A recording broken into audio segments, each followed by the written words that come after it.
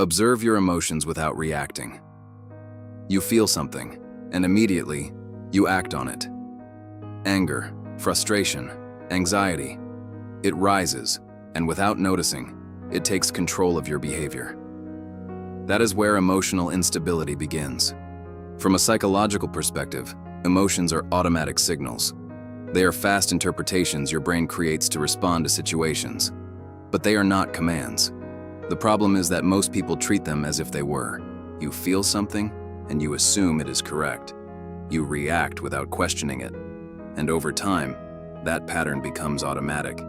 You stop choosing. You start reacting. This is what keeps your emotional state unstable. The shift begins with observation. The moment you feel an emotion, but do not act immediately, something changes. You create distance between the feeling and the response. And in that space, you gain control. You notice what you are feeling without becoming it. This is difficult at first, because your mind is used to reacting quickly. It pushes you to respond, to release, to act. But when you pause, even for a few seconds, you interrupt that pattern. And that interruption is powerful. You start to see your emotions more clearly.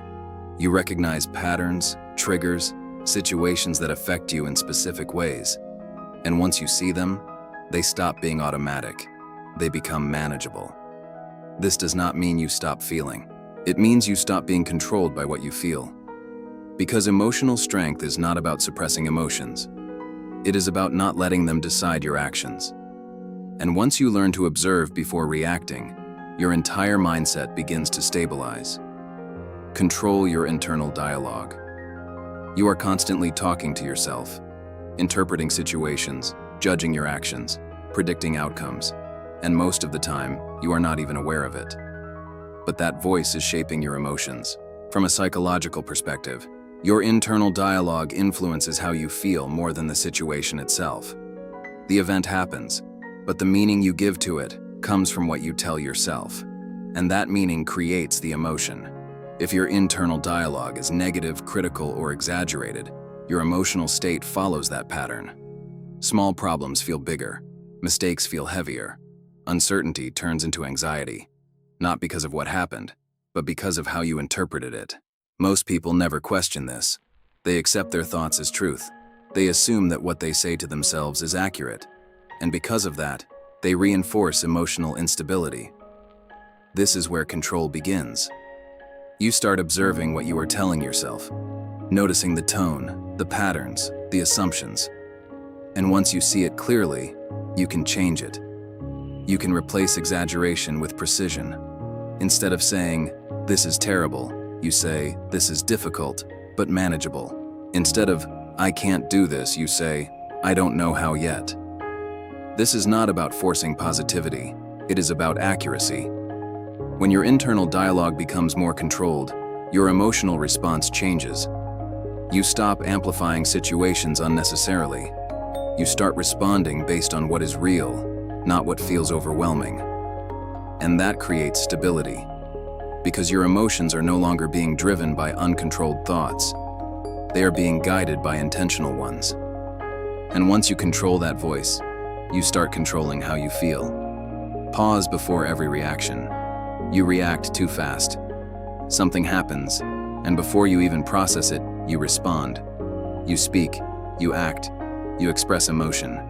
And in that speed, you lose control. Because the faster you react, the less you think. From a neurological perspective, your brain is wired for quick responses. It prioritizes speed over accuracy, especially under pressure.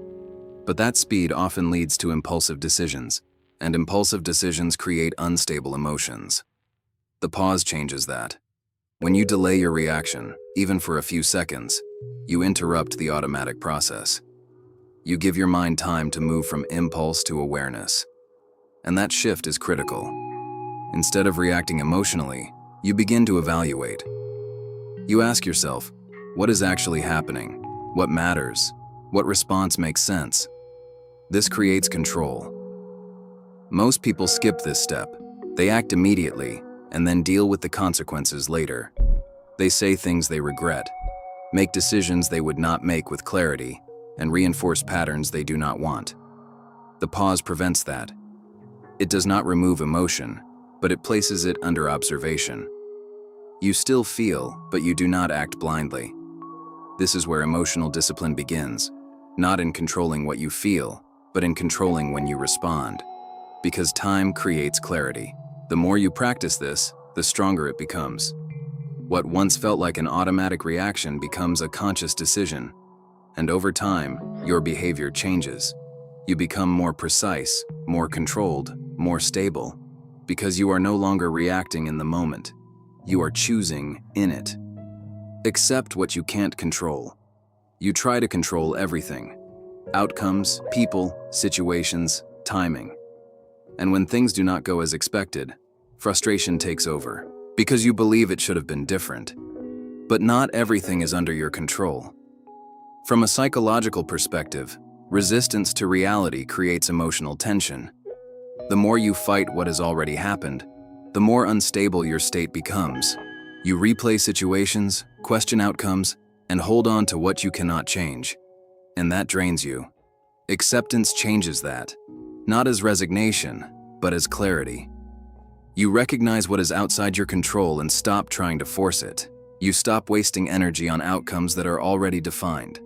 And instead, you redirect your focus to what you can actually influence: your thoughts, your actions, your response. This is where emotional stability begins. Because when you accept reality as it is, you remove unnecessary resistance. You stop creating internal conflict over things you cannot change.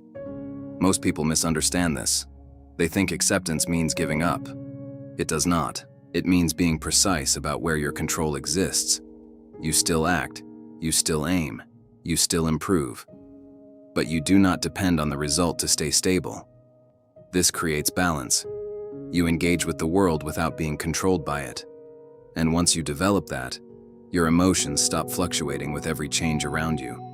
They become grounded, because your mindset is no longer tied to what happens.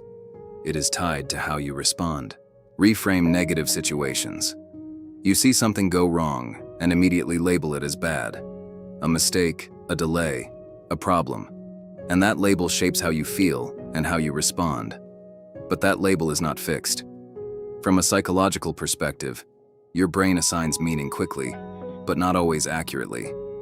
It simplifies situations to react faster. And most of the time, that simplification is negative because your mind is wired to detect threats.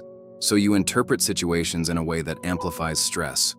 Reframing changes that. It is the ability to look at the same situation and assign a different meaning. Not to lie to yourself, but to see the full context instead of the immediate reaction. Instead of "this is a problem," it becomes "this is a challenge." Instead of "this went wrong," it becomes "this shows me what needs adjustment." Instead of "this is a failure," it becomes "this is feedback." The situation does not change, but your response does. Most people never develop this skill. They accept the first interpretation their mind gives them. And because of that, their emotional state becomes reactive. Every negative label creates a negative response. Reframing breaks that pattern. It forces you to slow down, to question your interpretation, to choose a more useful perspective. And that creates control. Because now, you are not reacting to the situation. You are deciding how to see it. This is powerful, because meaning drives emotion. And once you control the meaning, you control how you feel about what happens. That does not eliminate difficulty, but it changes how you move through it. And that is what creates emotional strength. Reduce emotional impulses. You feel something, and you act on it immediately. Anger turns into reaction.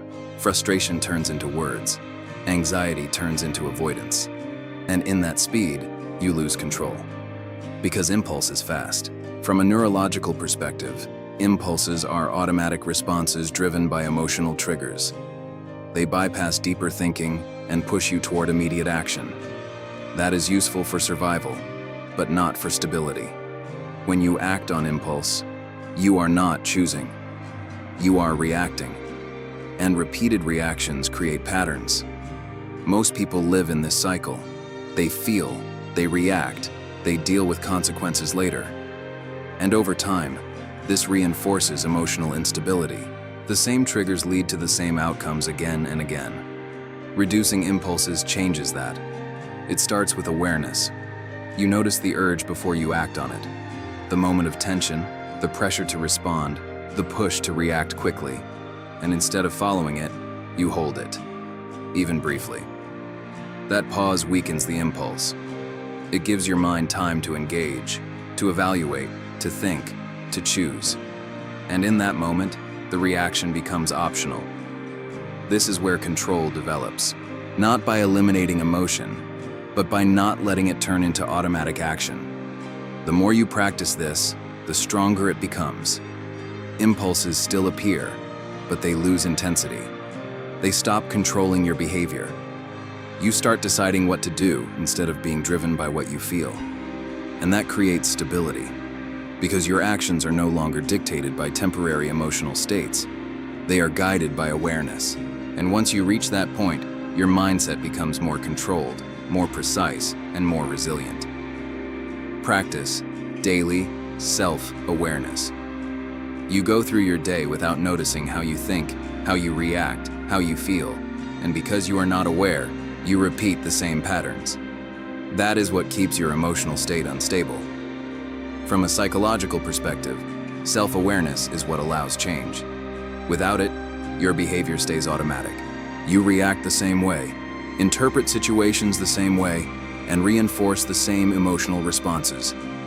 Nothing evolves. Daily self-awareness breaks that cycle. You start paying attention in real time. Not just when something goes wrong, but throughout your day. You notice your thoughts when you feel pressure. You observe your reactions when something frustrates you. You recognize patterns that repeat. And once you see them, you gain control.